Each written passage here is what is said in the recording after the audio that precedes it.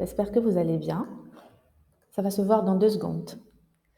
C'est affiché, le PowerPoint? Très bien. Alors, bonjour à toutes et à tous. Je suis très très heureuse de cette nouvelle séance avec vous dans le cadre de la finalisation de notre module Introduction à l'économie générale. J'espère que vous vous portez bien, que le moral est au beau fixe et que vous êtes motivés. L'examen est vraiment proche, donc j'espère que vous schématisez, que vous faites des synthèses, des tableaux à votre façon, de façon à ce qu'on puisse, on va dire, avancer ensemble, justement pour la réussite. Pour les personnes qui ne me connaissent pas, je suis le professeur Soumaya Dlemi, professeur à la faculté des sciences juridiques, économiques et sociales, comme j'ai précisé, de Casablanca, Université Hassan II. Mais si vous faites partie d'autres universités ou vous êtes avec d'autres professeurs, bienvenue. Je reste à votre disposition sur ma chaîne privée YouTube dans laquelle je poste mes cours. Laissez-moi vos questions, vos commentaires. Je me ferai un grand plaisir de vous répondre. Donc, juste pour votre information, là, c'est le module Introduction à l'économie générale, mais vous pouvez rentrer sur ma chaîne, cliquer sur vidéo en haut, cliquez sur vidéo, vous allez avoir tous les cours d'introduction et tous les cours de management S1 pour tous les ensembles. D'accord? Allez, on y va. Nous nous sommes arrêtés la semaine dernière au grand courant économique. Je vais continuer tout simplement. Donc, il y a un pluralisme, c'est-à-dire plusieurs façons de voir, plusieurs méthodes, plusieurs conceptions, plusieurs tentatives de compréhension de plusieurs économistes qui ont essayé de réfléchir autour de l'économie pour pouvoir donner justement des solutions à tous les managers, tous les chefs d'entreprise. Et à chaque fois qu'il y avait un courant de pensée construit par plusieurs penseurs, il y avait ceux qui venaient critiquer ce courant de pensée, dire non, ça ne se passe pas comme ça ne permet pas ceci, ça ne permet pas cela. Donc, ils étaient poussés à encore créer, à encore réfléchir pour pouvoir contre-attaquer et contre-argumenter et montrer la faiblesse du premier courant. C'est pour ça que vous trouvez qu'il y a une pluralité d'économistes. À chaque fois qu'ils contre-attaquaient, ils venaient avec des idées nouvelles, avec une nouvelle façon de voir. C'est pour cette raison que vous voyez à chaque fois la naissance d'un nouveau courant de pensée. D'accord? Alors, plusieurs divergences. Ils étaient au niveau des courants économiques. Je vous donne ici une vision globale sur plusieurs. Les régulationnistes, les monétaristes, les nouveaux keynésiens, les post-calépiens, les straffiens, les behavioristes, les nouveaux classiques, les circuitistes, les institutionnalistes et les champétériens. Juste, je voudrais attirer votre attention. La dernière séance, je vous ai laissé dans la partie description 3 liens de 3 de mes cours. Si vous êtes intéressé pour connaître davantage l'OST, Fayol, Weber, si vous êtes intéressé par connaître davantage d'informations, plus d'informations sur les écoles, j'ai le cours S2 Management. Il suffit de taper Madame Glimi, cours S2 Management, ou rentrez toujours sur ma chaîne. Regardez en bas, vous suivez vidéo et vous descendez. Il y a tous les cours concernant les courants économiques en bas. Donc, il faut juste partir, être curieux et chercher. Allez, en tout cas, il y a une pluralité. Nous n'allons pas malheureusement tout voir. Nous allons voir les plus grands courants, à savoir le courant marxiste, libéral et keynésien. J'ai déjà commencé la semaine dernière. Rappelez-vous du cours. Aujourd'hui, je vais juste finaliser. Donc, le leader, c'est Karl Marx dans le courant marxiste. Le système qu'il suit est le socialisme. Le rôle de l'État pour lui, c'est un État gendarme. Et les principales spécificités, c'est qu'il cherche le profit, la propriété privée, moyen de production. Donc, le courant libéral est assez différent, avec Adam Smith qui est le leader. Le système qu'il suit, c'est le libéralisme. Le rôle de l'État, c'est l'État producteur. Et bien sûr, les principales spécificités, c'est la planification de l'économie, la propriété collective. Ça va? Le courant keynésien.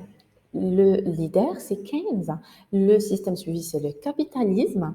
Le rôle de l'État, c'est l'État-providence. Les principales spécificités, c'est le profit, la propriété privée et les moyens de production. J'espère que ça va pour l'instant. On va dire, ce schéma, il a schématisé mon cours de la semaine dernière. Parce que la semaine dernière, je vous ai montré chaque courant tout seul, à part. Là, je les ai mis dans le même slide pour que vous puissiez déjà voir les différences. Mais je vais vous demander de prendre des notes maintenant avec moi. D'accord? Juste pour pouvoir, en fait, mieux vous expliquer tout cela. Donc, qu'est-ce qu'on peut dire en premier lieu? Déjà qu'il existe plusieurs courants économiques. Ça, c'est clair et net. Je vais juste arranger. Voilà. Alors, Qu'est-ce qu'on peut dire dans ce cadre? J'espère que l'image, oui, voilà. Donc, on a dit qu'il existe plusieurs courants en économie. Bien sûr, de leur divergence va naître de nouvelles pensées. C'est ce que je vous ai expliqué sur le slide. Bien sûr, ces nouvelles théories, ces nouvelles pratiques, et justement parce qu'ils ne sont pas d'accord, qu'ils essaient à chaque fois à leur tour de créer, de tenter, et finalement, de cette pensée nouvelle, nous obtenons un nouveau courant, d'accord? Une nouvelle façon de voir. Donc, ils sont divergents, différents. Sur quoi? Ils sont différents sur le chômage, la monnaie, le fonctionnement de l'économie. Et je voudrais vous présenter en fait des courants qui sont les plus grands. Donc on peut les classifier selon leur vision, favorable ou défavorable au libéralisme économique. Donc notez avec moi. Par rapport au courant néoclassique, par exemple, très favorable au libéralisme économique.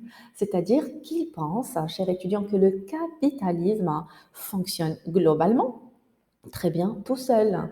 L'État ne doit pas intervenir dans l'économie, sauf dans des cas très rares. Donc, d'un point de vue politique, il y a bien sûr des différences par rapport, on va dire, aux visions des économistes, par rapport à ce courant spécialement.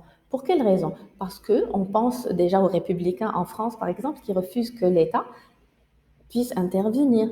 Donc, ils sont pour une forte diminution de l'intervention de l'État en économie, donc libéré économiquement. Si je pars avec vous au nouveau keynésien, et là, regardez avec moi. J'ai déjà bien sûr donné une vision sur ce point-là, mais je voudrais juste détailler. Vous pouvez bien évidemment prendre des notes avec moi. Donc, pour les nouveaux keynésiens, ils partagent des points communs avec les nouveaux classiques, mais ils ont aussi des spécificités. Lesquelles? Le capitalisme ne fonctionne pas aussi parfaitement pour les nouveaux classiques. Il peut avoir des ratés et ne peut pas être en équilibre. Pour eux, l'intervention de l'État ici peut être légitime et même nécessaire. Pour quelle raison? Pour pallier aux insuffisances du capitalisme, mais elle doit, on va dire, être mesurée ou limitée dans le temps. Alors, ces économistes, chers étudiants, pensent aussi que l'État doit redistribuer un peu les richesses pour pallier aux inégalités et voir la mondialisation, bien sûr, actuelle comme processus positif. Donc, politiquement, ils conseillent les partis du centre ou les démocrates. J'espère que vous arrivez à suivre avec moi. Alors, nous retrouvons ici aussi le courant post-keynésien avec, bien sûr, je suis toujours là, d'accord?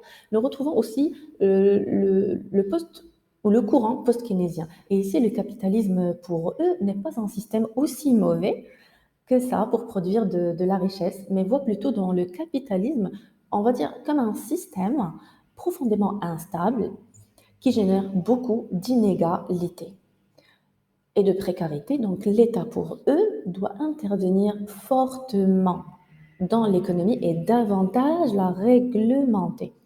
Ces économistes sont par ailleurs pour une redistribution de richesses, des richesses en économie, afin de réduire les inégalités et présentent des critiques au niveau de la mondialisation actuelle. Le courant marxiste, enfin, et bien sûr, quand on dit marxiste, c'est Karl Marx. Donc, il est composé d'économistes qui ne pensent pas que le capitalisme doit fortement réglementer. Ils voient dans le capitalisme un système inefficace et insatisfaisant. Leur pensée, déjà, alimente généralement les partis de gauche radicales ou d'extrême gauche. Donc voilà, j'ai essayé en fait de vous donner une petite vision générale sur l'ensemble de ces courants. Les choses, bien sûr, qui nous intéressent actuellement, c'est cette différence et cette pluralité terminologique, c'est cette différence de pensée. Voilà, donc j'arrive à la fin de mon cours, Introduction à l'économie générale. Vous avez, je pense, 13 vidéos, 13 cours que j'ai pu assurer pendant le semestre 1. Vous trouverez mes 13 cours sur la chaîne YouTube si vous avez raté une de ces vidéos. Donc, je reste à votre disposition pour toute information, commentaire, question. Vous n'êtes pas seul, nous sommes ensemble dans cette aventure. Donc, je suis là à votre disposition pour toute question. Je vous remercie infiniment de m'avoir suivi. Je vous remercie pour vos efforts. Je vous remercie pour les commentaires que vous m'avez laissés. D'accord? On est une petite famille. L'objectif, c'est que vous puissiez réussir. Voilà. Donc, je vous donne rendez-vous très bientôt pour l'examen final. Ça marche? Et tenez-vous prêts pour pouvoir réussir. Excellente fin de journée. Bon courage à toutes et à tous et à très bientôt.